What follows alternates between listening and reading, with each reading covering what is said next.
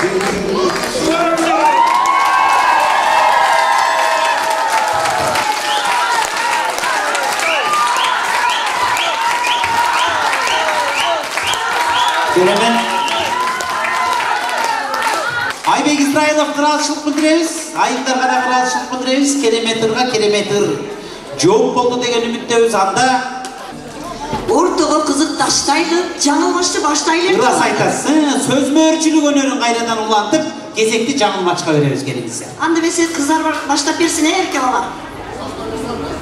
Жакшылап угуп алыңыздар. Биздин теке, басып жеке, айтып кеке, кана беке, чүптеп жеке, мүйүз жоктоп болбойт теке, ай коркок деп күлөт теке, коркок жайын билек теке, коргон байлап турган сайлап, мен да буга койдум байлап. Дагы бир жолу айтып коеюн сиздерге, биздин теке, басып жеке, айтып кеке, кана беке, чүптеп жеке, мүйүз жоктоп болбойт теке, ай коркок деп күлөт теке, коркок жайын билек теке, коргон байлап турган сайлап, мен да буга койдум байлап.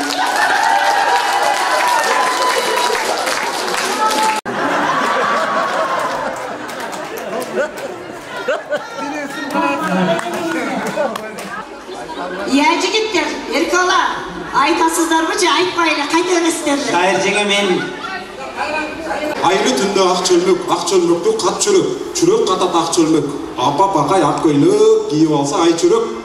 Азаматын ал жүрөт, айла буруу ал жүрөт. Сөйүктүн эмне кереги жайнап турса ай чүрөк. Айлы түндө ак чөлмөктү кат чүрөк катат ак чөлмөк. Апа бакай ак көйлөк кийип алса ай чүрөк, айла буруу ал жүрөт. Азаматым жаш чүрөк, сөйүктүн эмне кереги жайнап турса ай чүрөк. Барбызбы, аракет этебизби? Айлы түндө ак чөлмөк. Кийип алса ак көйлөк.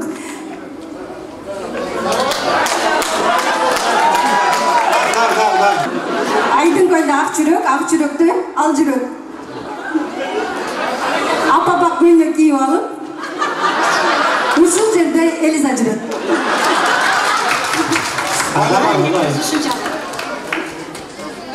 Анда эмесе жооп жок эжекелер.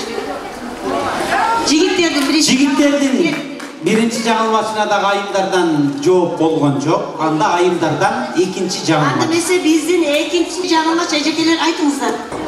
Бир жайра айт. Үйдөн уйду урдады, үйдөн урдады, үйдө беле, туй беле, үйдө уй беле, уру үйдөбү, үй күйгөнбү, уру чүйдөнбү. Үйдөн урдады, үйдө беле, туй беле, үйдө уй беле, уру үйдөбү, үй күйгөнбү, уру чүйдөнбү. Үйдөн урдады, уру үйдөбү, үйдөн уру чүйдөнбү. жашырдады. Уй 8-ти туады. Kıskası Ууру чүйдөн эмес, уюң күйгөн эмес. kıskası uğru çiğden oldu da. Ууру үйдө дагы жок экен, чүйдө дагы жок экен. Çok Бир болсо жаллабатты окшойт деп атышат го.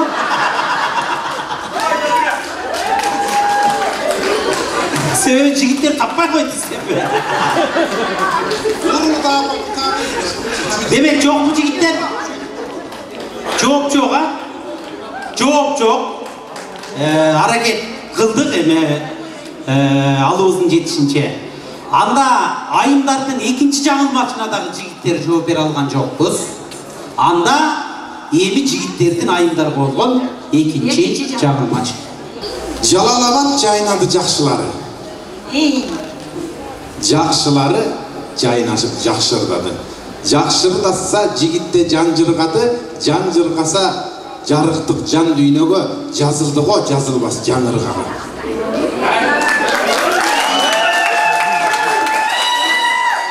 Жалалабад жайнады жакшылары.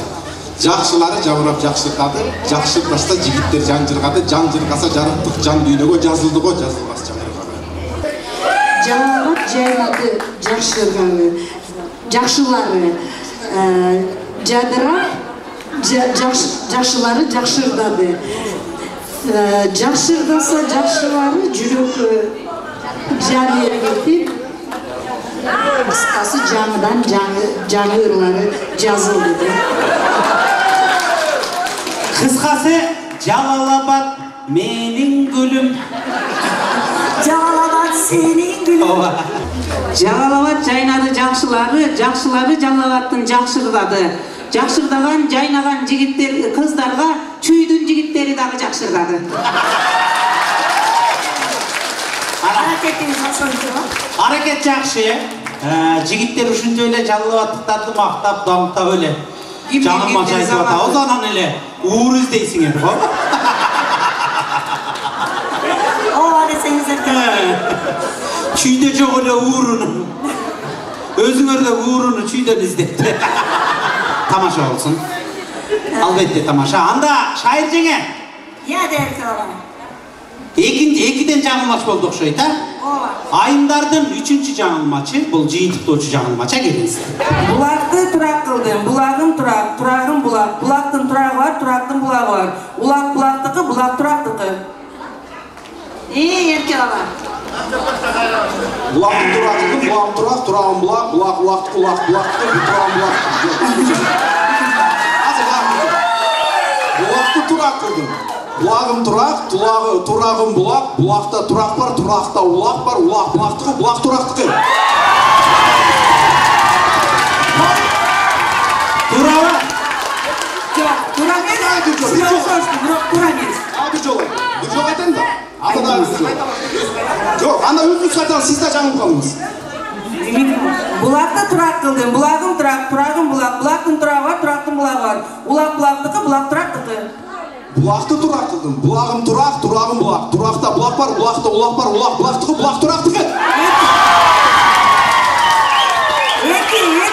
Эки строчкасын турак калганын алмашып койдуңуз. Айымдардын 3-чү жаңылмачына жигиттер колдон келишинче аракет кылып жооп берди, өзүңүздөр көрдүңүздөр. Анда жигиттердин 3-чү жаңылмачы. Сайда қалды сайрақан, сана тартты баймақан. Сайрақан деп сайрақан, сайрадығы баймақан, бақырсада баймақан, маншыққанға сайрақан, марағанша баймақан, мани бербес сайрақан.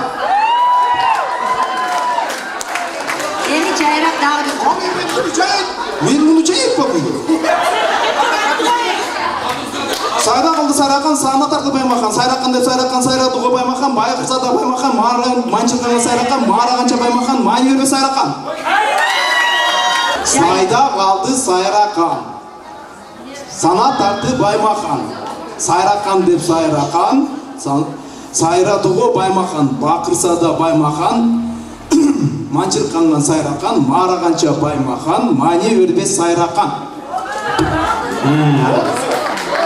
İyi kızlar hareket et. Сайда қалды сайрақан, сана тартты баймақан,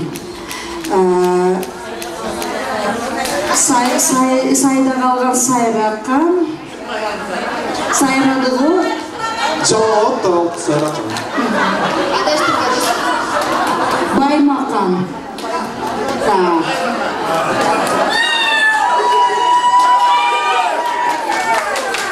Sayda kaldı sayrakan. Sayda kaldı sayrakan. Sayradı o baymakan. Sayda geldi sayrakan. Sayradı o baymakan. Sayradı o sayrakan.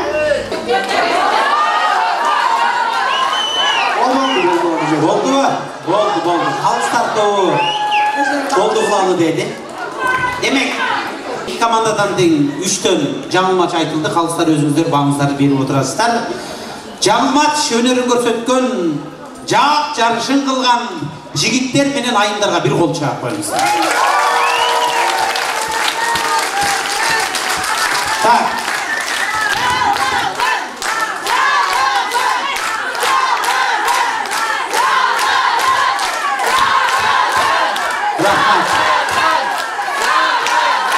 Rahmat. Oldu. Hata olur. Çok rahmat. Andemese Erkala. Rahmat. Yaşayır jеңил. Oğlumdu uğurlarına kezegini verelim mi? Дұрыс айтасың да уылдырларға кезек берели. Жігіттер баштап берсін, а? Ова Erkala. Tör айтасыз. Аны да қорқуып сұрап атабыз ғой. Жігіттердің атынан уылдырға жігіттер атқарып берсін. Ақылбек Чекиров деген жігіт келіп қойыңыздар ғана. Уылды ұрлардың айтышы. Bizde kızlar taraftan Gülbara Batırбекова деген kızımız айтады. Gülbara Batırбекова жекебиз. Охо, мына. Жана Қалыстар тобунун мүчөсү Сагынбай ага айткандай, Жалал-Абадтын кыздары жалаң, таланты менен талыкпай элдин көңүлүн көтөрүп, элге өз кызматын аркалап, барган жерин шаңга бөлөп, ырга бөлөп жүргөн жалаң чыган таланттуу кыздар. Анын ичинен мына Gülbara Batırбекова жекебиз дагы өзүнүн өнөрү, кубулжуган элде жок өзгөчө үнү менен, таланты менен элдин жакшылыгын көргүнө чыгарып, барган жерин ырга бөлөп, шаңга бөлөп жүргөн эжелерибизден мына. Ага биздин Сарыөзөн чүйдүн таланттуу жигити Акылбек Чекиров деген жигит коркпой пар болуп чыгыптыр, ай баракелде.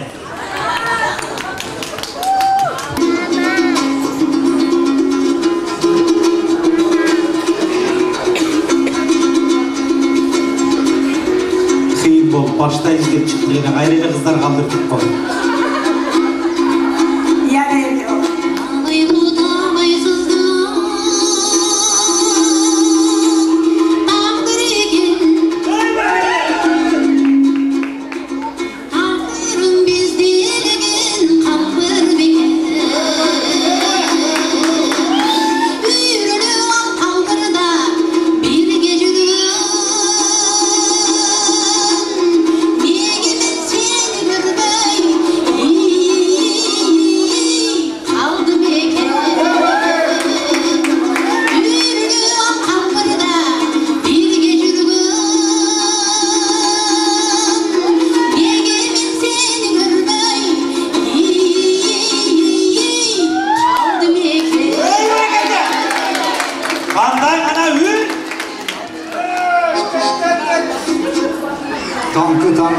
Nurdangan, gülküsü gündü arpıtkan, Cayılıda gündey ırgalgan, suluğa çıkkan kızdan, gözleri gümüş gülündük, caydары göngül açılgan, manayı jarık bülbüldü, macülü dalday jayılgan, elesin azil celbiri, ülbiri karay akırın, göngülünde arkünü, dolar biri jakının.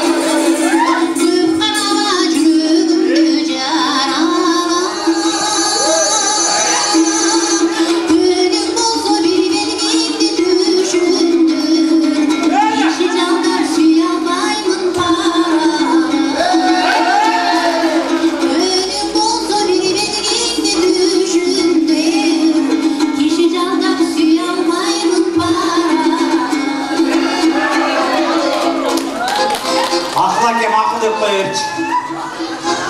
Көздерің нұрда тараған, көрінер сені самақан. Көрінер самақан, сені сені самақан. Жоқ деме жаным, жүрегіме жаным. Gözümde şok olur canım.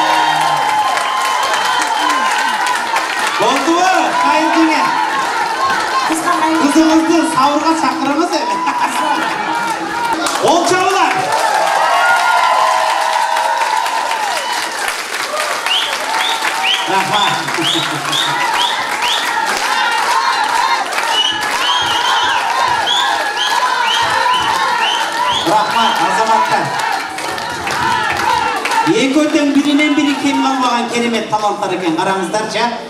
Бiri boş geleyim demeyin. Анда ушундай керемет оңдырлардын айтышы барыбызга бир бүйүр кызыккан керемет айтыш болду. Ооба, туура айтасыз эрке бала. Сүйүү бир ысык керемет, сүйгөндөр ага баш ийет. Бул кыз жигиттерге кезек берсек, бириге бири сүйүүсүнө арнап, армандарын айтып отура беришет. Биз болсо Сармелденин жүрүшүндө кайра эле бир салттуу оюндарга кезек беребиз. Дурас айтасыз. Салттуу оюн. Кезекте айымдар. Сармелден көркү болобу, ырдабаса тил безеп. Сармелден көркү болобу, оюн ойноп, күлбөсөк. Келиңиздер анда кыргыздын салттуу оюндарынан бир оюнду көргөзүп берели.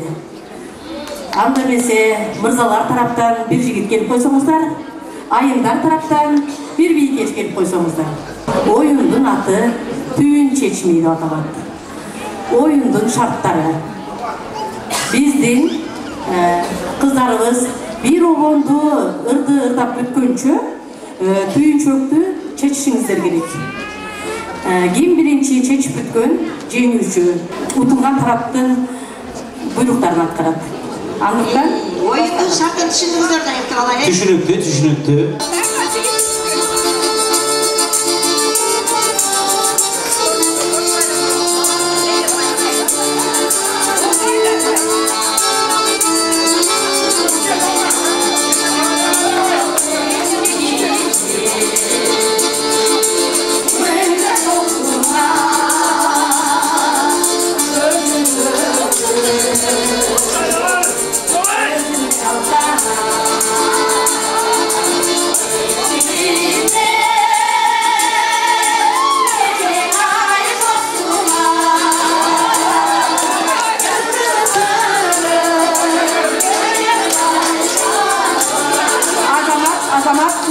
suuda jengip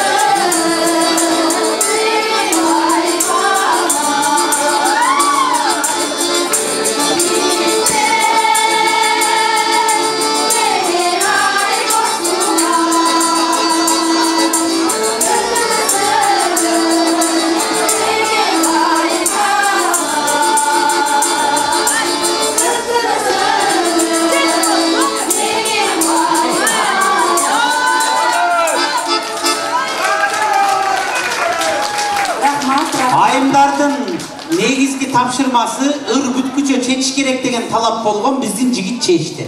Негиз аракет кылдык. Айтып кетчү нерсе эрке бала. Бул түйүндү балдар өздөрү түйүп беришкен экен да.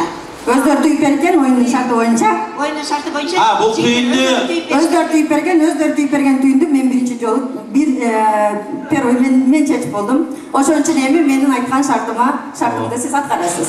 Кана көрөлү. Чырым алган түйүндү чече албай, жеңилип менден калдыңыз. Тапшырма берип көрөйүн, жетер бекен алыңыз. Андан Нурсултан жигит келиңиз. Эл алдында канакей, уйча мөөрө, койчо маарап бериңиз.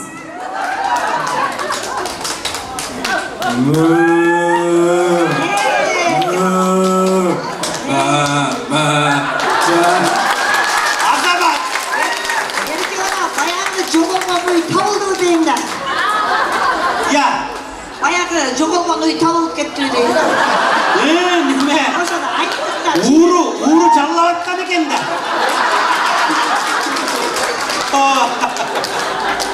Уй табылды, жаллаптан чыкпады.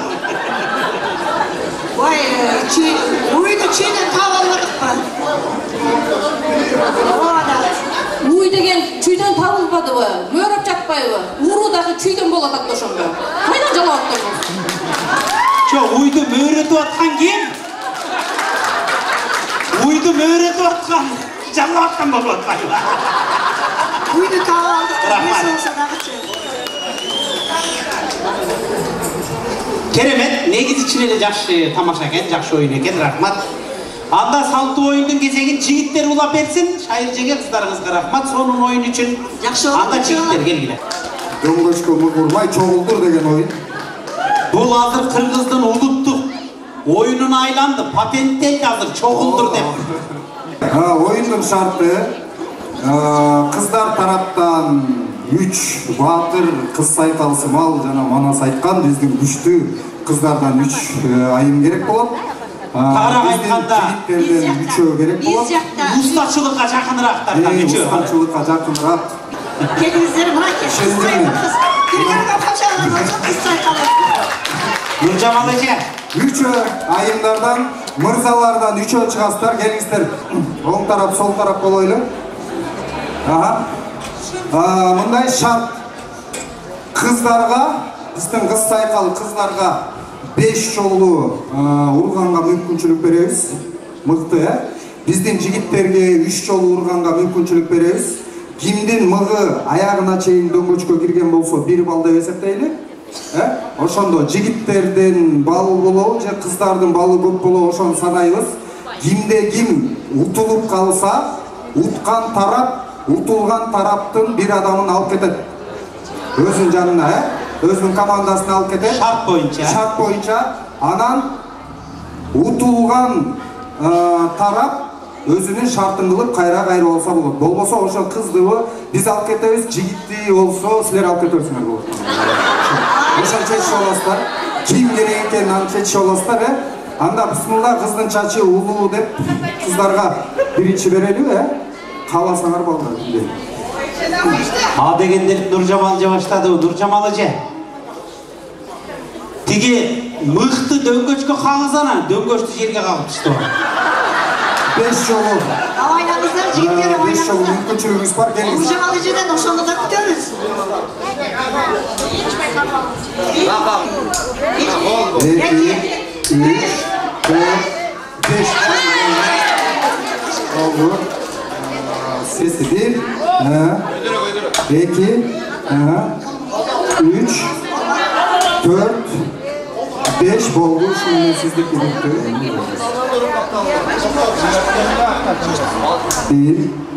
1, 2 azamatsız. 3, 4, 5. Hareketi var. Sizlerde jigitler 3 öyle mümkünçülük bolot. 1, 2, 3 boldu.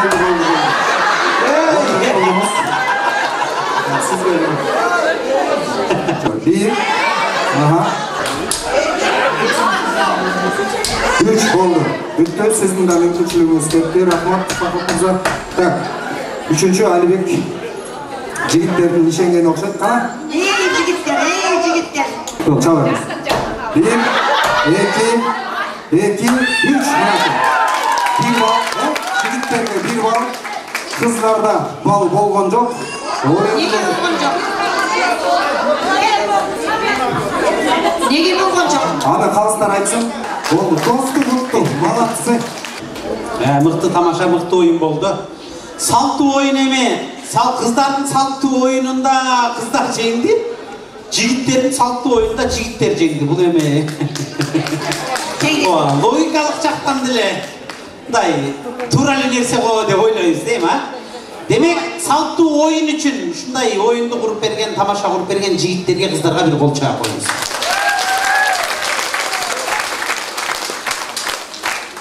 Шайыр жеңе, жан эриккен, жан сергиткен жакшы ырлардан бир шиңгилден угуп алып анан ары карай улантсак кандай дейсиз? Жакшы болот эрке бала. Сиздер баштап бериңиздер.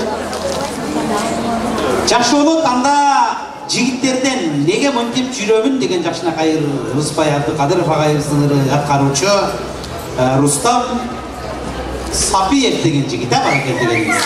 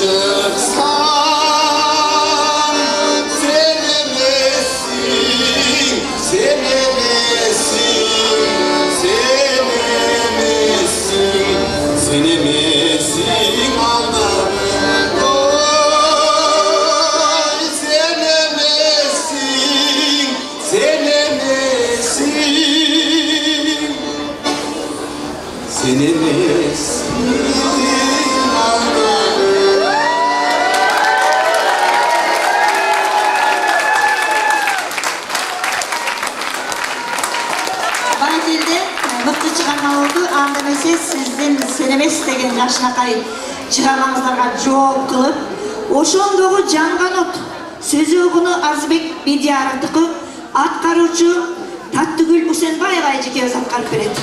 Сонун ыр менен Таттыгүл эжекебиз жооп кылат анда келиңиздер. Баракете.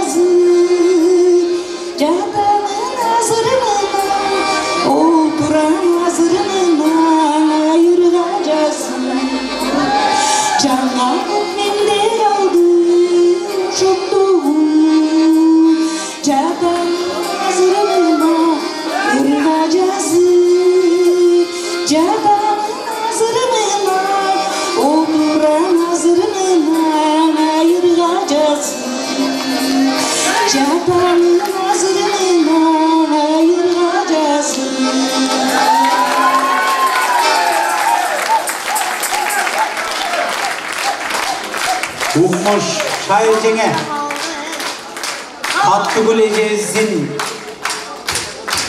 сахна кыймылы ырдап жаткандагы эл менен кылган мамилеси жөн элечи баягы артистизм деп айтайынчы. Шумдук бир кол чаап коелучу. Керемет. Мыкты эжеке бар болуңуз, кубулжуган үнүңүз өчпөсүн. Анда кечен алга карай уланталы шайыр жеңе бир сыр катышып, ыр катышып, кеп катышып, сөз катышып, кадимки табышмак өнөрүн өтөлү анда. Туура айтасыз эрке. Кана жигиттер бир жакшы табышмак кимде бар? Башы батмак учуп бөртмөк, сууга салмак, сумсайып калмак, суусу тамак, сууру алмак. Канча жандырма бар? Жандырмага бирөө эле. Аялдарга тиешеби. Түс. Жок. Жокпу?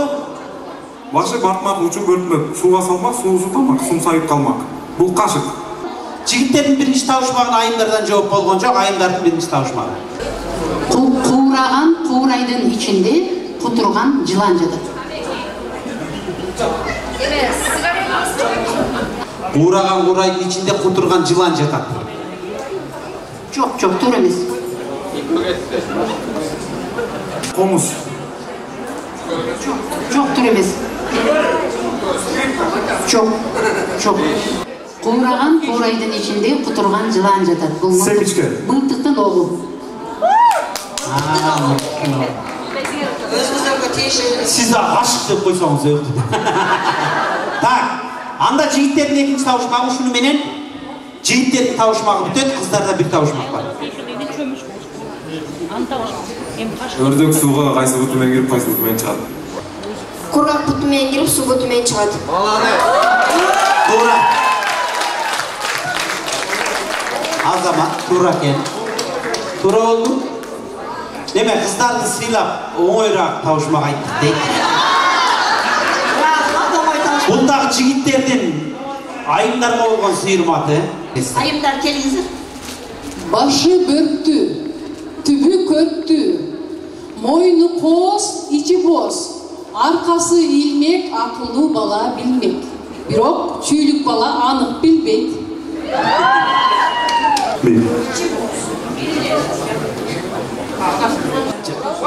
Кандай? Tuğra kımıra. Кумура. Туура бол, жооп туура экен. Рахмат, демек. Экиден табышмак болду, эки команда тең. Кыздар дагы, жигиттер дагы бирден жооп бере алган жок, бирденине жооп берди. Анда алга карай улантабыз кайрадан. Обондурлардын кезегин жигиттер аткарып берсин. Алатоо деген жакшынакай ыр менен жигиттер тобу дейт мына. Сарыөзөн чүйдүн таланттуу жигиттери чыгат алдыңызга. Келиңиздер.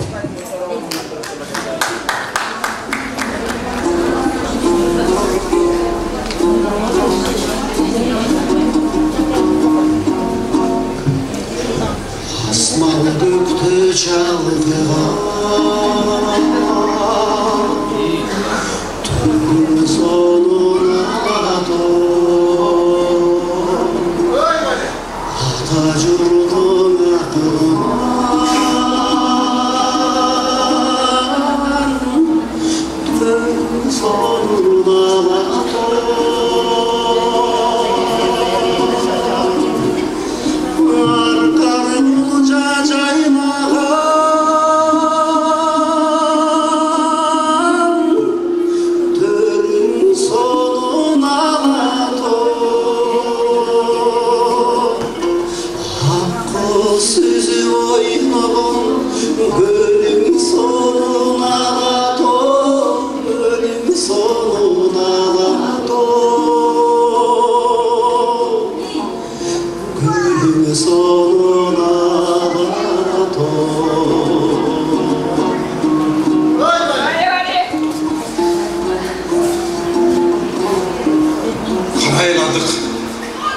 Ömür sürüp çetilde, kargışı kup, kağığı ceyimiz bekerge.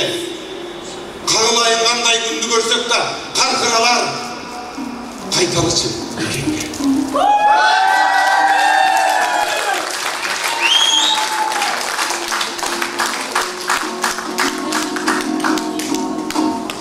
Egemendu yerime, inci olgon alato, erkin kırgız yerime, inci olgon alato, karkaraday ceresin, sozo jürgön alato, kayda varsa bilesin, koşo jürgön alato, koşo jürgön alato, koşo jürgön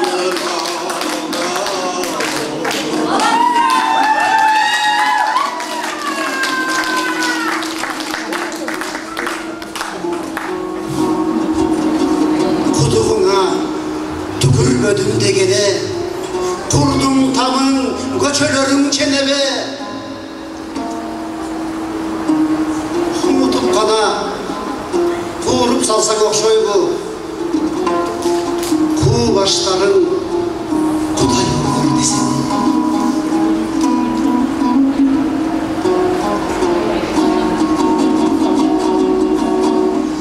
Türk'ün gülüm caynağa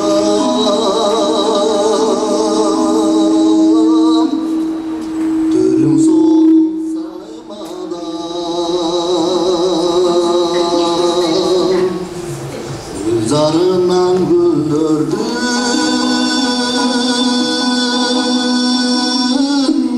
Türk'ün nurlar sayrağa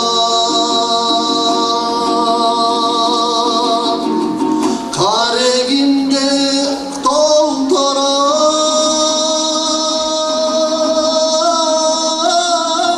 kara derem kayrana kadılayın ağato karanından aylanan karanından aylanan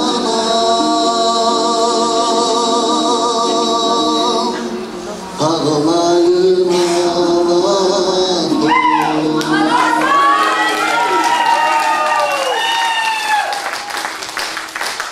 kalktı uçsak kar kıraları birikti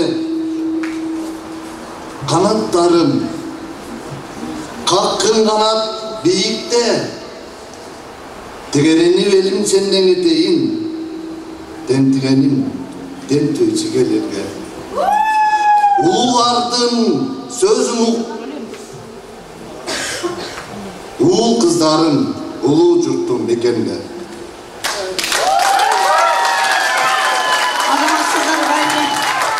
Keremet.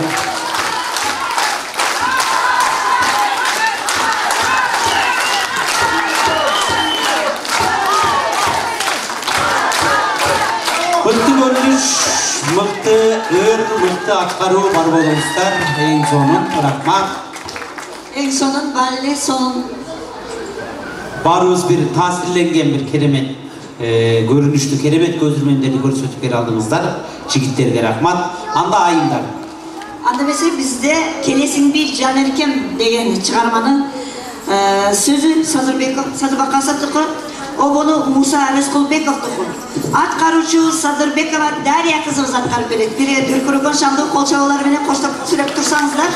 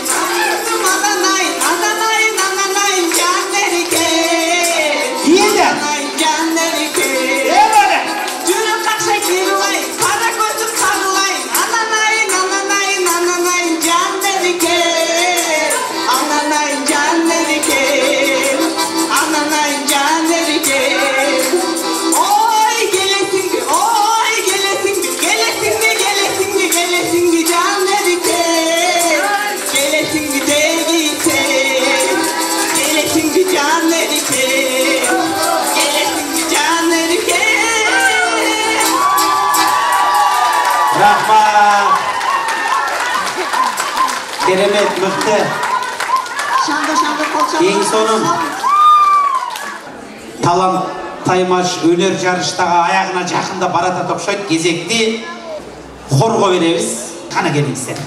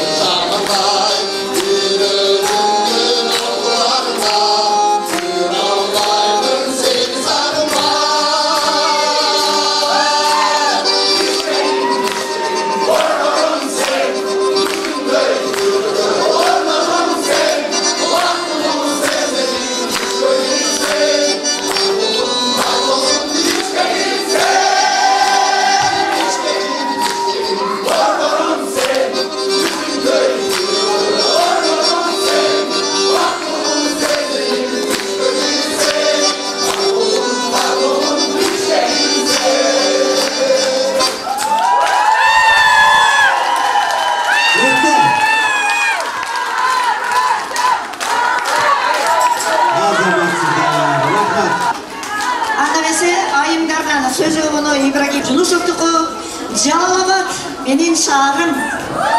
Дүркүргөн колчалар менен айымдарды. Анда Жамале Сарыөзөн чүйдүн жигиттери Бишкекти даңта ырдады. Уланы ырдын ыргагы. Эми Жалалабадтын сулуулары Жалалабад деп ырдады болсун. Келиңиздер гана.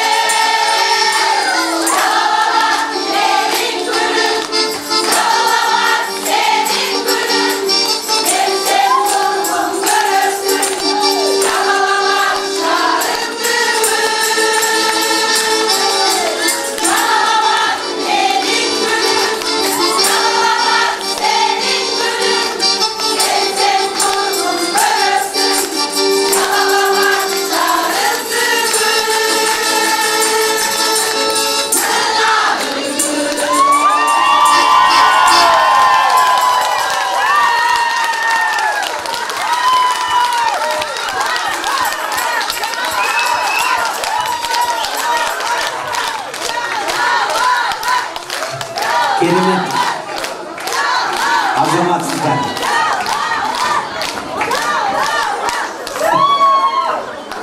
Мыкты эң сонун аткаруу, эң сонунdur бар болуңуздар. Баарыбыздын баягы жан дүйнөбүздү тимеле колкулдатып, солкулдатып, сонунdur болду. Эгемендүүлүк болду сен ага. Рахмат. Бар болуңуздар. Анда улантабыз шайыр жеңе. Туура айтасыздар экен бала, анда эмесе кайрадан эле кезекти эстрада ырларга билет экенбиз. Баягы заманбап жанр деп айтсак да болот, Анда эмесе аткарып берет Гүлжамал Мусабекова деген кызыбыз. Бири дүркүрүгө кол чабуулар болсун.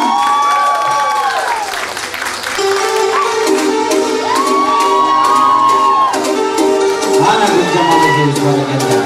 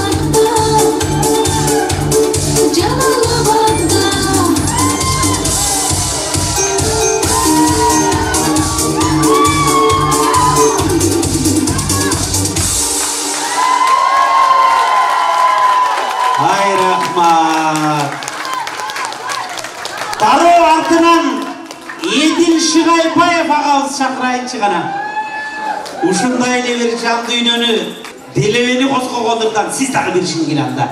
Келиңиздер. Анда эмесе бир колдончап сүрөп тура алабыз. Колдоп туралы.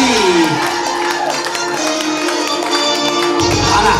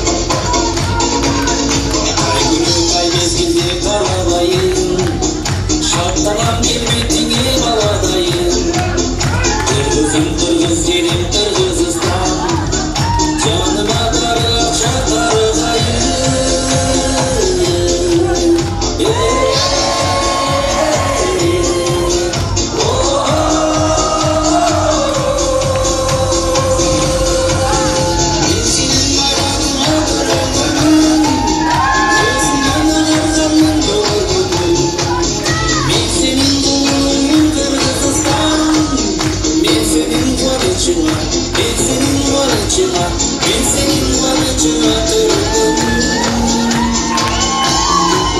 Тыңшысың жан тербетер ырғағыңды, жұтқандай боламын мен бұлағыңды. Қырғызым қырғыз жерім Қырғызстан, қолымызың қақырап қолымағыңды.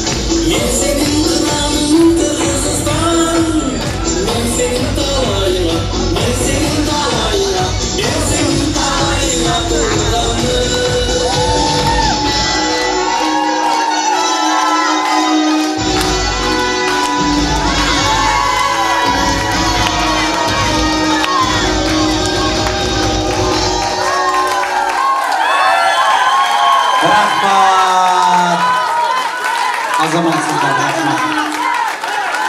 Ана жігіттер, Еділ ағамызға рахмат, ең соңын. Қалыстар тобы толық жиынтыққа келгенге шейін құттықтау сөздің кезегін көталы Сармерден салтанатымызда отырған қадірлі меймандар келіп қойыстар. Қырғыз Республикасының Россия Федерациясындағы атайын жана айғар құқықтау елшісінің кеңесшісі Гүлбар Чубайымбетова, Қырғыз Республикасының еңбек социалдық қамсыздау жана миграция министрлігінің Россия Федерациясындағы өкілшілігінің жетекшісі Жарқынай Гүлшевне жекебіз, Қырғыз диаспора кеңесінің төрағасы Қуанышбек Осмонбеков, Жалалабад қауымының өкілдерінен Алтынбек Абсатаров, жана ошондой эле Сарыөзөнчүй коомунун төрагасы Муса Жаңжалбеков деп келип коюңуздар кана. Андан соң кеч болду.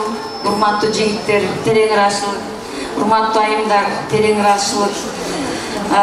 Көп Сармерденди көрүп жүрөбүз. Мен 2016 жылдан бери ортодон бир интервал болуп, ошондон бери иштеп жүрөм. Ушу бүгүнкү Сармердендин долбоорунун эң жеткен чеги мындай бир чокусу болду деп айтсам менчи жаңылышпайм го дейм. Өткөндө эле ушунча айттым эле, аябай жогору болду депчи, өткөн Сармерденден дагы. Бул Сармерден андан да өтүп атат да, мындан да өтөт деген дагы тилектерибиз бар. Демек Сармерден долбоору өнүгүп атат, өсүп атат. Ал долбоордун кыймылдаткан, ошону өстүрүп өнүктүрүп аткан мынакей сиздер, кыздар, айымдар, жигиттер. Мен келгенде эле отурдум эле, башында укканда да аябай эметип аттым эле.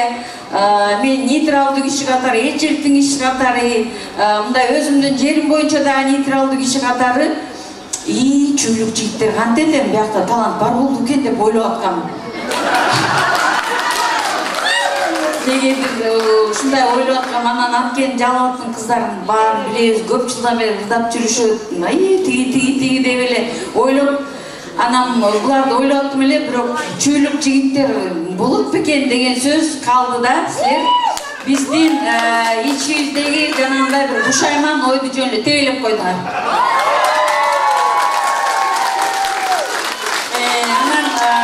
Жалалаттык кыздарга терең ыраазычылык, булар ушунчалык сахнаны билгендигин, ошо билип ырдап жүрсө дагы мындай профессионал деп арасында профессионалдар да бар, ушундай күчтүү ырдагандар бар. Ошентсе да булар боюн көтөрбөй, ушул чүйлүк жигиттер эмне болуптур деген себеби бир ушундай бир тең болгон бир жакшы оюн көрсөттүңүздөр, силерге терең ыраазычылык. Абдан жакшы оюн болду, жакшы bir iş çara oldu deyimde uşunçalık bir даже sözde emне aytarыбызды билбейбиз. Бар болуңуздар. Эгемендүүлүгүбүз мындан арада бекемдей ушундай бүгүнкү иш чарабыз эгемендүүлүк күнүнө карата уюштурулуп атканы бул баарыбыз толкунданып атат. Ушундай көз жаш алдык. Ар бир эки жактан тең ушундай бир сонун оюндар, ырлар айтып көрсөтүлдү, оюндар көрсөтүлдү, ырлар ырдалды.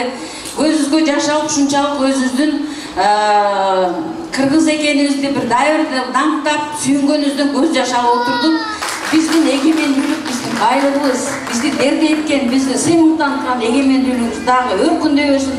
Баарыңыздар да бир жолу Кыргыз Республикасынын Россия Федерациясынын элчилигинин атынан, ошондой эле элчи кече өзү айтты, ушундай бир жакшы оюн болоптур, барып келиңиз деп.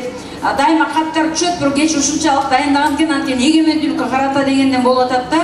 Ошо жеке элчи Кубанычбек кеңештин атынан терең ыраазычылык куттуктап кетем. Баарыңыздардын байрамыңыздар менен аманчылык, жакшылык, үй бүлөлөрдө ынтымак болсун, бакыт болсун. Ушул жерде ойлогон ой максатыңыздарга жетип ылайым. Кыргыз Республикасына кайтып барып, бактылуу үй бүлөлөрдөн болуңуздар. Бар болуңуздар.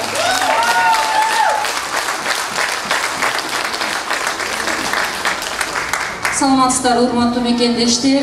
Бардыгыңыздарды ден соолукта, амандыкта, жарык маанайда көрүп турганыбызга кубанычтабыз. Эми чындыгында эле бүгүн ушул биз Кыргыз Республикасынын эгемендүүлүк күнүнө карата арналган ушул Сары Мерден иш чарасына катышып отурабыз.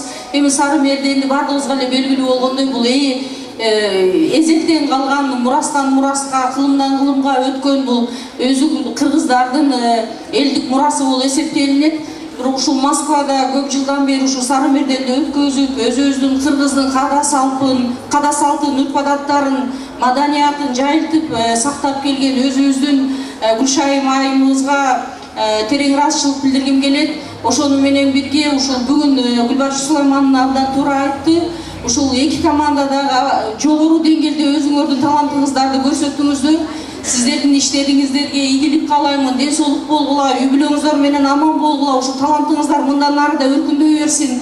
Эң негизгиси бүгүн мени сүйүнткөнү ушул Кыргызстан жөнүндө, өзүбүздүн борборубуз жөнүндө, Жалал Абад шаары жөнүндө абдан жакшы ырлар ырдалды.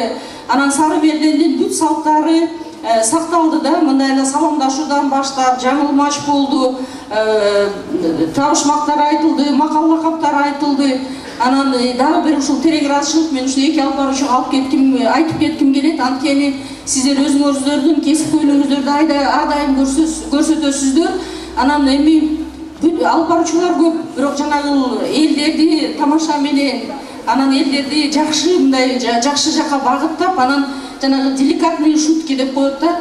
Абдан деликатный шутки кыласыздар. Сиздерге чоң рахмат. Эң негизги ушул элдин батасы тийип, ар дайым ушул иштериңизде ийгиликтер боло берсин. Анан эми биз Эмгек социалдык камсыздоо жана миграция министрлигинен келгенден кийин ушул өзүм Россия Федерациясындагы мекендештерибиздин арасында ынтымакка, биримдикке үнөңдөгөн ар түрдүү маданий иш чараларды уюштуруу менен бирге чет элде кыргыз маданиятын, улуттук каада салтын жайылтууга жана эки мамлекеттин ортосундагы достук үчүн чыңдоого кошкон зор салымы үчүн Сары Өзөн чүй коомунун жигиттерине атайын ыраазычылыкка алып келдик эле.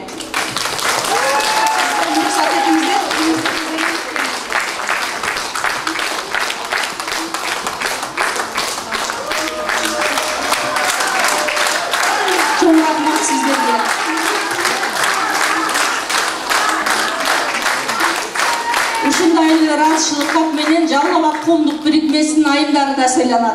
Келиңиздер. Анан эми азыр эле айтып өттүк, биз ушул Эмгек социалдык камсыздоо жана миграция министрлигинин өкүнчүлүгүнөн келдим. Ошондуктан бир кыскача эле маалымат, көп убактыңыздарды албаймын. Айтпасак болбойт, анткени бул бизге ошол жогорудан келген тапшырма. Биздин ошол мамлекет башчыларыбыз жана ошондой эле өкмөт башчыларыбыз да ушул тапшырмаларды берген, министрликтерибиз бизге берген. Барган жерде айтабыз, ушул мыйзам түшүргөн чет өлкөлүк жарандар 10 сентябрга чейин өзүңүздөрдү легалдаштырып алгыла. Али дагы 10 күн болсо дагы убакыт бар. Кандай маселе болсо бизге кайрылгыла. Анан кийин дагы бир маселе, өзүңүздөр билесиз, көп жылдан бери жана көйгөйлүү болгон жана миграциялык каттоо маселеси бар эле. Ушул боюнча кыскача маалымат. Ушул 1 сентябрь 2025 жылдан тартып, азыр эксперименталдуу режим керек. Москва жана Москва шаарында гана өзүнүн каттоосу жок. Бул жерде каттоосу түгөгөн жарандар өздөрүнүн каттоосун мындан ары мобилдик тиркеме Амина деген мобилдик тиркеме аркылуу жүргүзсө болот. Мындан ары МФЦга барыштын кереги жок. Ички иштер министрлигинин жанагы миграция суроолору боюнча бөлүмдөрүнө барыштын кереги жок. Үйдүн ээсин алып барып алып каттоо кылыштын кажети жок. Болгону ошол Рустор деген Play Market'тен ошол Амина деген тиркемени жүктөп алыш керек. Жүктөп алгандан кийин өзүнүн ошол жерде шилтемеге руксаттарды берет, сүрөтүн тартат, өзүнүн сүрөтүн тартып тиркейт. Анан жанагы чет өлкөлүк жарандын картасы болот. Аны жанагы ММЦ Сахаровада берет. Өзүңүздөр билесиз, көп функционалдуу миграциялык борбор бар, ММЦ Сахарова. Ошол жерде берет, ошол жерде QR кодду скандайт. Скандап туруп эле анан өзүнүн эмесин, дарегин ошол жерде жана ГБУ ММЦ Сахарованын дарегин көрсөтүп туруп ошол жерге тиркейт каттоосун. Анан өзү жашаган жердеги геолокацияны жагып коет. Анан ар дайым геолокация күйүп туруш керек. Бул жерде эмгектени келген жарандарга тиешелүү. Азырынча жанагы үй бүлө мүчөлөрү, мисалы жанагы өз иштегени келсе, эмгек келишими болсо, жубайы иштесе ага да тиешелүү болот. Ал эми жана жубайы иштебесе, үйдө балдарды карап отурса, жана балдарына аларга азырынча мурдагыдай эле эски тартипте эле каттоосу жүргүзүлүп турат. Анан студенттерге да бул азырынча тиешеси жок бул мыйзамдын.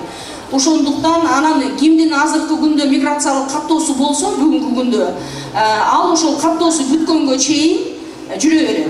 Анан кийин ошол каттоосу бүткөндөн кийин 30 күндүн ичинде ошол мобилдик тиркеме аркылуу өзүн катташ керек. Анан эми дароо эле мындай үйрөнүш эгерде кыйын боло турган болсо, бизге миграция өкүнчүлүгүнө келгиле, мына элчиликке келсеңиздер да болот.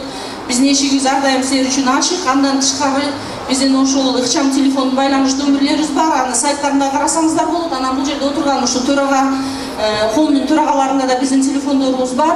Ар дайым келип өзүңүздөргө жана кеп кеңешибизди алып кетсеңиздер болот. Көңүл бурганыңыздар үчүн чоң рахмат. Мекендештер, саламатсыздарбы? Арбаңыздар учурдан пайдаланып, эртеңки келе жаткан эгемендүүлүк күнүңүздөр менен баарыңыздарды куттуктап кетмекчимин.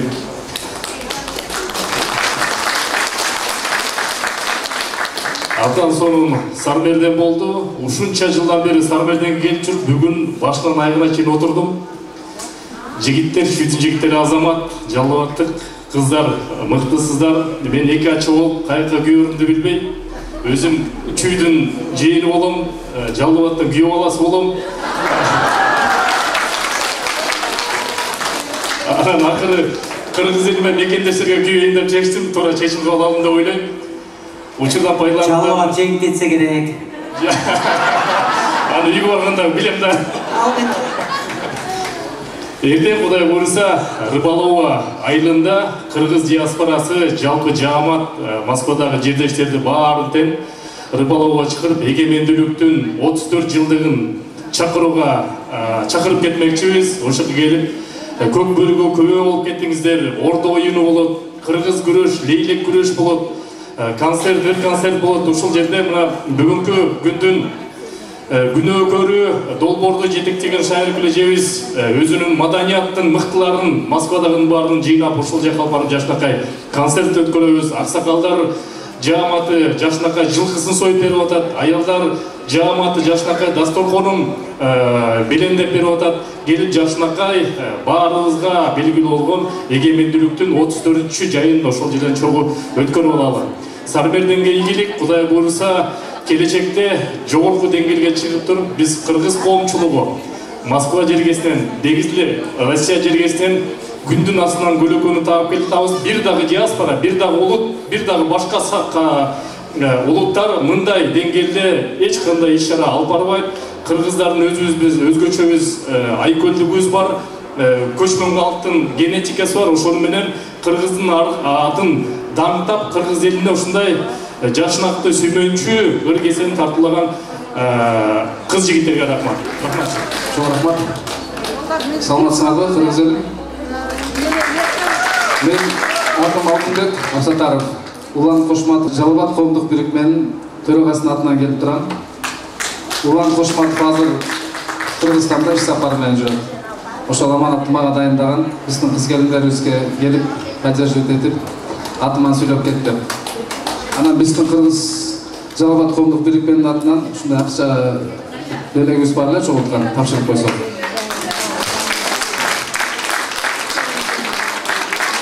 Çok rahmat. Barысы сонун өттү. Мен биринчи жолу катышып турам бүгүн Самерденге. Аябай сонун экен, жакты. Мындан ары катышып турган мамлекет болобуз. Рахмат. Ассаламу алейкум жалпы жамаат. Ошо биздин жалпы чүй Сары Өзөн чүй жамаатынан ошо жаткырган жактап жайнап Жалал-Абадтын найымдарына кол чаап коелук.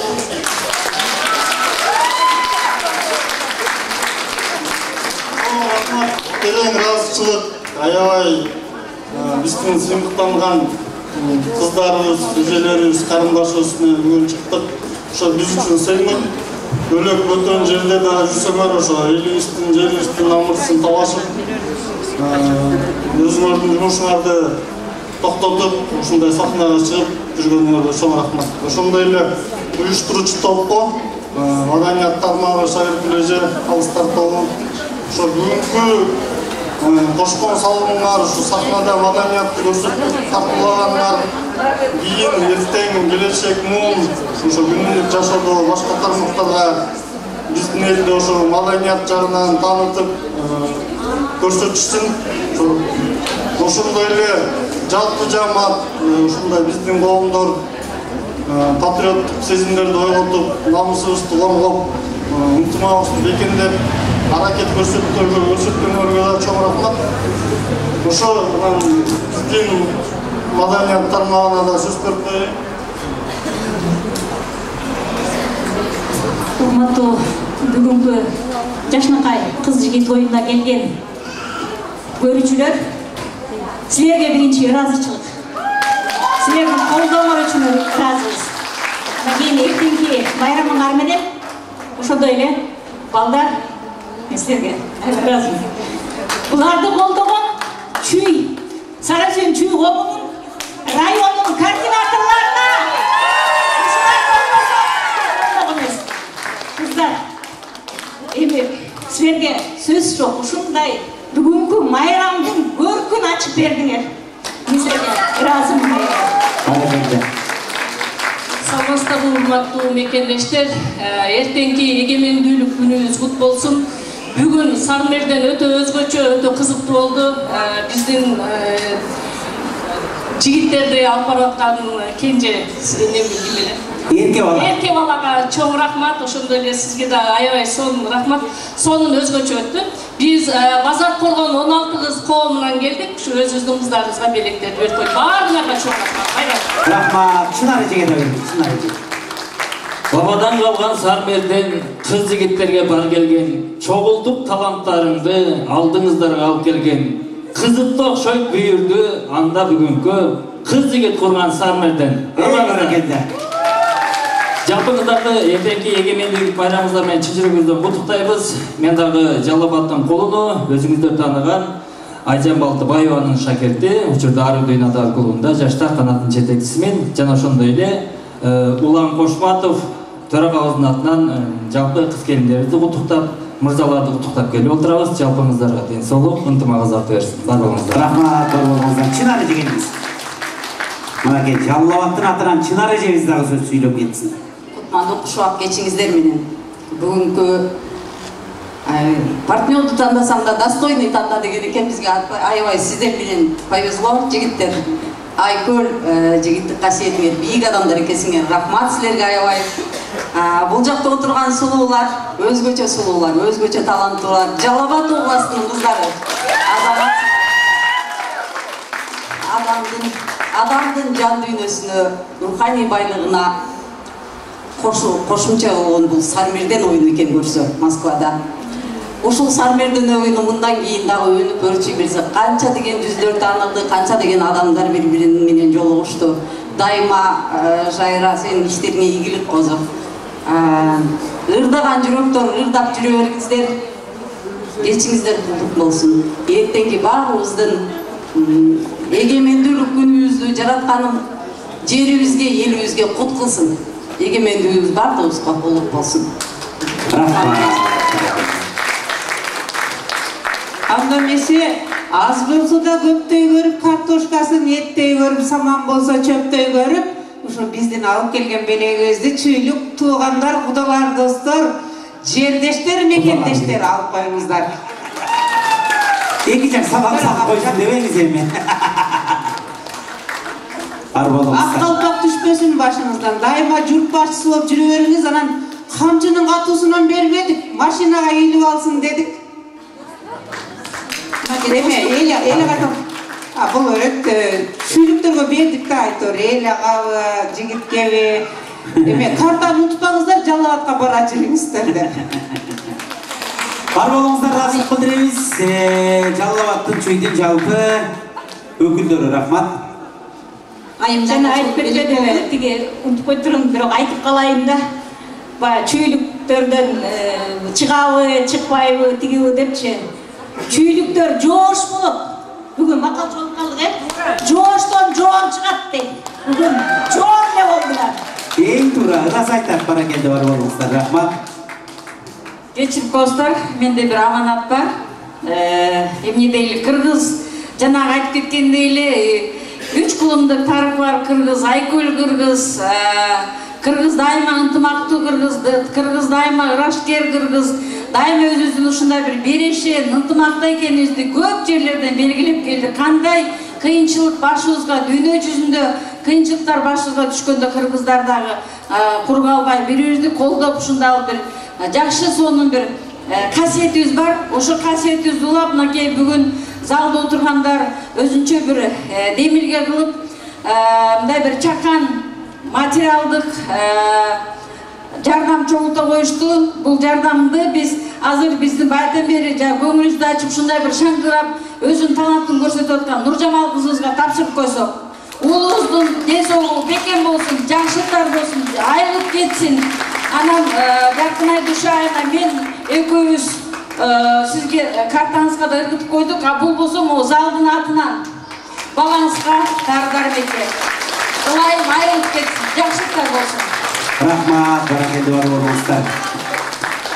Рахмат, ар бириңиздерден, барыңыздардан рахмат. Анда убакыттан отурбайын дагы Калыстар тобунун жамаатын сахнага чакыралы, келиңиздер. Сары эсебин салып, акыл калчап отурган ардактуу Калыстар жамааты сахнага келди. Бир кол чаап коюңуздар. Рахмат. Неме?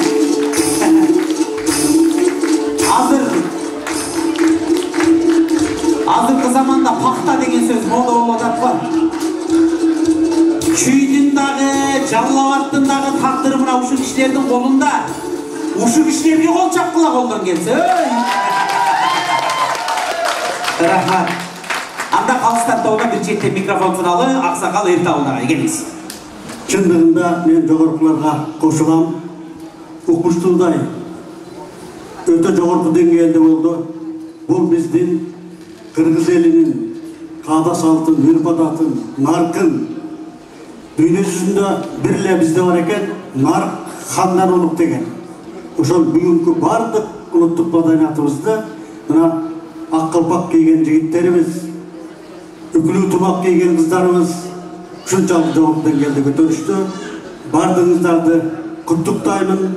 Экинчиден эртеңки келе жаткан эгемендүү байрамыңыздар кут болсун. 30 жылдын ичинде, 34 жылдын ичинде абдан көп окуялар болду. ушул мамлекетибиз, жерибиз бейиштей болгон жерибиз ар дайым ынтымакта, тынчтыкта болсун. Кыргыз деген дүйнөгө тааныткан 4 эле нерсебиз бар. Бул биздин ак калпагыбыз, бул биздин кыргыз үйүбүз, бул биздин хогузубуз, бул биздин манасыбыз. Ушул 4төө биз дүйнөдө улуу эл экендигибизди билдирип турат. Дагы бир жолу катышуучуларды куттуктайм. Рахмат. Амансыздарбы, ардактуу кыргыз элим? Кыргыз эли байыртадан таланттуу эл болгон. Ушул бүгүн чүйдүн жигиттери менен Жалал-Абадтын кыздарына баали демекчимин. Чындап эле урматтуу жамаат, бүгүн ушунчалык жакшы чыгармачылардын эмгегин көрдүк. Мен өзүм буруп турганда бүгүнкүдөй таланттарды көргөнүмө. Башында айтылат да, Жалал-Абадтын кыздары, бул таланттар негизи көргөндө айтканбыз. Келгенде эле жашык эмес, шылдашканбыз. Ага куяй, бияк бүт эле таланттар турбайбы? Муняк эмне болот десең дегенбиз. Бирок муняк чатага кара.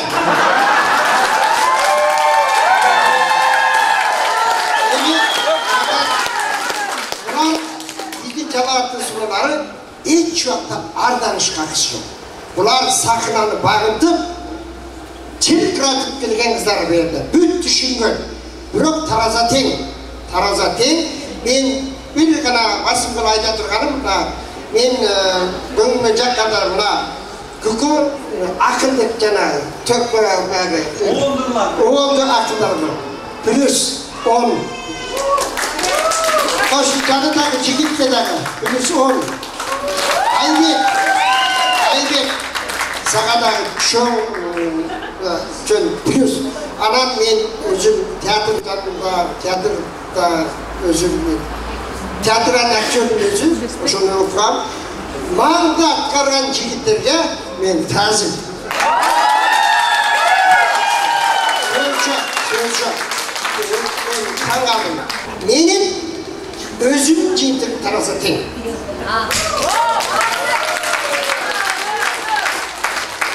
Aramızda urmattуулугубуз калкым, мекендештер, эртеңки эгемендик күнүңүздөр менен баарыңыздарды куттуктайм. Мен ошо эң алгачкы Сарменденге катышып, калыс катары катышып аткан ошол Гүлшайырга өзгөчө ыраазычылык билдирем. Мен эң баса белгилеп кетерим, жана манас айтканда, орто муунда Гүлжамал Мусабекова деген кызды белгилеп кетерим. Сизге чоң баа бердим. Анан жигиттерден Айбек Көкмө деген аябай сонун, баардык ордунда сонун болду сага. Баарыңыздарга эки жак билдей. Баарыңыздарга рахмат. Анан ушул чүй менен Жалал-Абадтын кыздарын, балдарынын ортодогу оюн-зогуна аябай өзүңөрдүн тамашаңарды айтып, кечке отуруп, кандай эмгеге сиздердики эрке кыз менен шайыр эжеңе. Ошон үчүн мен өзүм Рухбейни академиясын жетектейм Кыргызстанда. Шайыр жеңе менен эрке балага ардак грамотасын тапшырып кетелим. Кыргыз Республикасы Рухбейни эл аралык чыгармачылык академиясы ардак грамота кыргыз элинин маданиятына көөнөрбөс каада салтына март маселеде сөз көркөмүнө кошкон зор салымы үчүн Москва шаарындагы Кыргыз маданий борборунун тарабынан уюштурулган кыз жигит Сарменден долбоорунун шайыр жеңеси Алипбекова Бактыхан сыйланат. Ошо менен бирге ушул быйыл Алтын Осмоновдун 110 жылдыгы өтүп атат. Ошо 110 жылдыкка байланыштуу сизге ошо менен бирге ушул Алтын Осмоновдун китептерин орусча, кыргызчасын тапшырып коюуга уруксат этиңиз. Ошондой ардак грамота менен эрке бала кыз жигит Сарменден долбоорунун эрке баласы Асхат Турдашев сыйланат.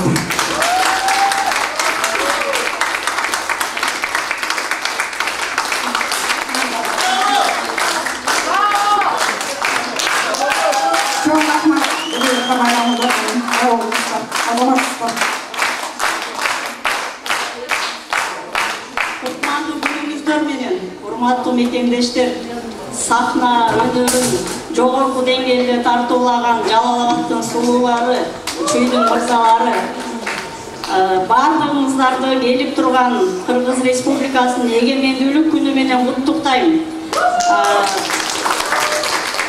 Эми калыстыгын кылбаса, өз айырын алдында, Кудайдын алдында жооп берет дейт. Ушуларга чейин зарылды калыстыктан алыш керек, тартып коет деп дагы чуу чыгарыптырсыңар. Эми ал айткан киши айтат, бирок 10 жылдан бери калыстык кылып, мен негизи атама деле тапкан кыз эмес элем. Шайыр же бир чай берип койбоптур, же бир сыйлыгын берип койбоптур. 10 жылдан бери мен деле силерге окшоп жыргап, куунап, кол чаап, эс алып кеткенди жакшы көрөм. Бирок ишеним артып, карагылды как жарып, элди капа кылбай, калыстарды тескеп бересиз деген шайырга да рахмат. Анан ушул кыргыз өнөрүн, кыргыз мурасын, маданиятын бөлөгөл бөтөн жерде жайылтып, эл ынтымагын бекемдеп, ар бир өрөөндөн, ар бир райондон таланттарды камырдан кыл суургандай сууруп, кээ бирөөсүнө сахна өнөрүнө жол ачып аткан биздин ошо Гүлшайырга кол чаап койсоңуздар.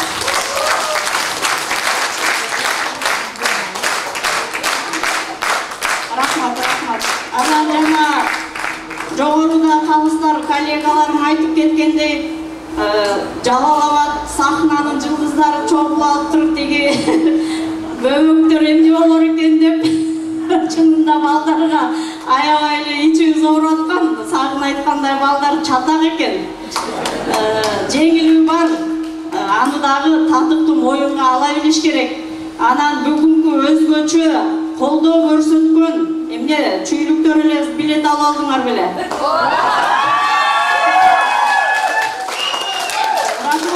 Жок, тамаша, бирок командасына ушундай дух берип, колдоп, ар бир ырына кошо ырдап, бүгүн эмнегедир көрүүчүлөрдүн маданиятында жогорку деңгээлде көрсөттүңөр. Аны баарыбыз эле моюнга алабыз. Азаматсыздар, эл бар экен, биз барбыз. Силер кол чапкан үчүн сахнада кыздарыбыз менен жигиттерибиз ушунчалык демине-дем, күчүнө күч кошулуп, андан бетер өнөрү силерге болушунча чачыласын чачты деп ишенем.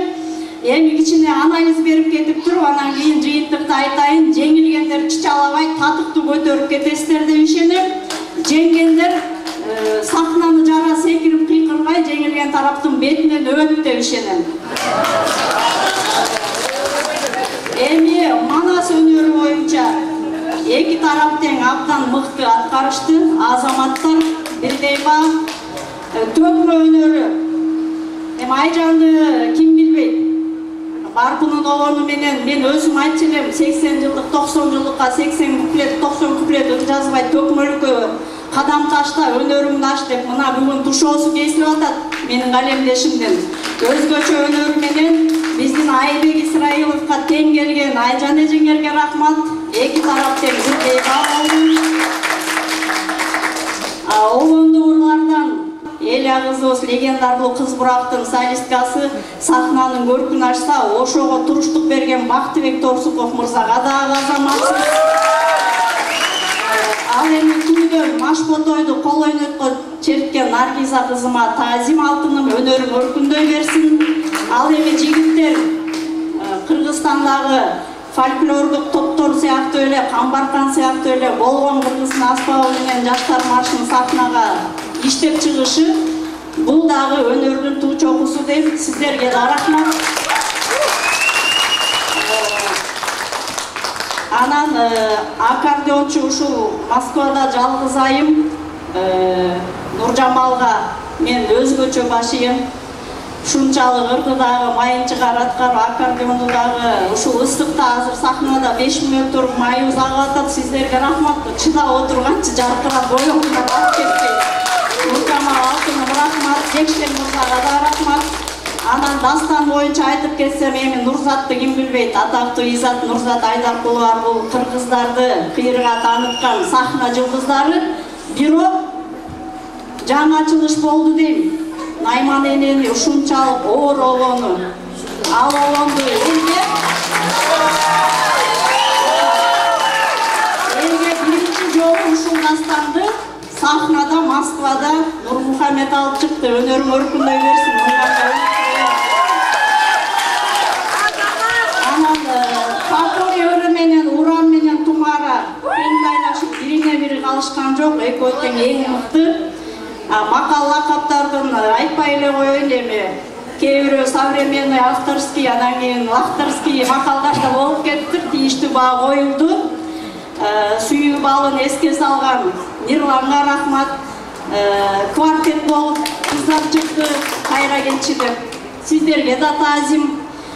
Бий боюнча мына Маринаны кыргыз кийимин кийгизип туруп урда бийлетип койгон биздин Жалал-Абадтын айымдарына рахмат. Өзүбүздүн кыргыздын кыздарына эле кийилип туруп бийлеткен сахнаны көркүн ачты дейм. Ал эми заманбап бийди аралаштырып туруп Жалал-Абадтын кыздарынын образын Кара Доргого кошуп берген жигиттерге да таазим.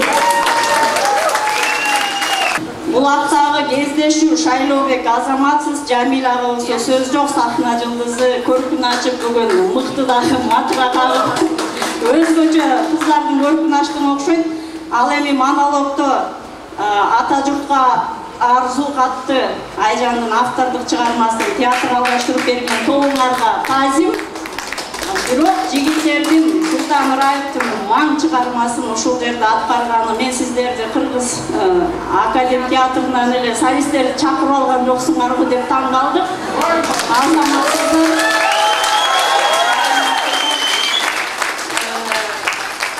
Оңду айтышка эми биздин Гүлбара кызыбызга жетиш кыйын деп атсак, Акылбек кубалап жүрүп жеттик, ичүүсүнө карабай, тайманбай өткөндө Таластын жигиттери менен Аксынын кыздары айтышканда, Аксынын кызы улуу экен, Таластын жигити тартынып койду эле. Бүгүн жаштыгына карабай, эжекесине сүйөгүсүн айтып, буюусун айтып, түштүк кызы оозунан өбөйүн деп тең карабай. Акылбекке да рахмат, бирок Гүлбаранын өзгөчө стили, өзгөчө үнү менен эми иниси таарынбайт плюс балл болду. Рустамга дагы рахмат. Таттыгүл айымды өзгөчө артистизм жана Аскатта белгилеп кетти. Сахнада өзүнө тартышы, өзүн элге ырын сунушташы, бул дасыгып эле калган Шахрат Алиповадан кем калбаган ырчы экен. Өзүңүздөр көрдүңүздөр. Таттыгүл айым сизге дагы таазим. Табышмактары бирден эле таптыңыздар, тең чыкты. Эми бул жерде келесиңди Жан Эркемди Дария абдан жакшы аткарды. Пирог жигиттер ала тоорун театралдаштырып туруп, жигиттер тобу ырдап алып чыкканда, менде силер Кыргызстандан продюсер чакырдыңарбы деп сурагым келип атат чүйлүктөн. Өзгөчө иштеп чыгыпсыздар. Эгерде жөмөнө ырдап койсо, мынчалык эл кабыл алмак эмес. Аны баарыбыз моюнга алабыз, күбө болдук. Ушул бойдон талантыңарды таштабагыла. Өзгөчө иштеп чыгыпсыңар. Рахмат. Хорго эки тарапка тең бирдей болду, эстрада ырчылары бирдей болду. Эми жыйынтыгын айта берейин.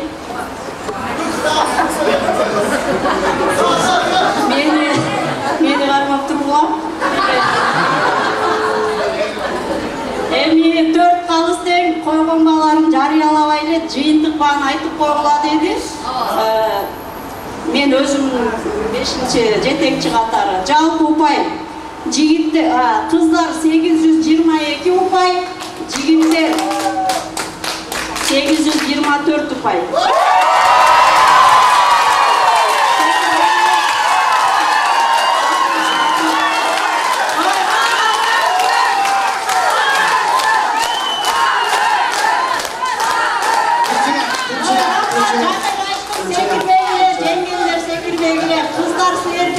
Кечирип койду, айкөлдү кылып койду, сахна жылдыздарын таштаран алып эле тегирмендин барасында калып кетмексиңер.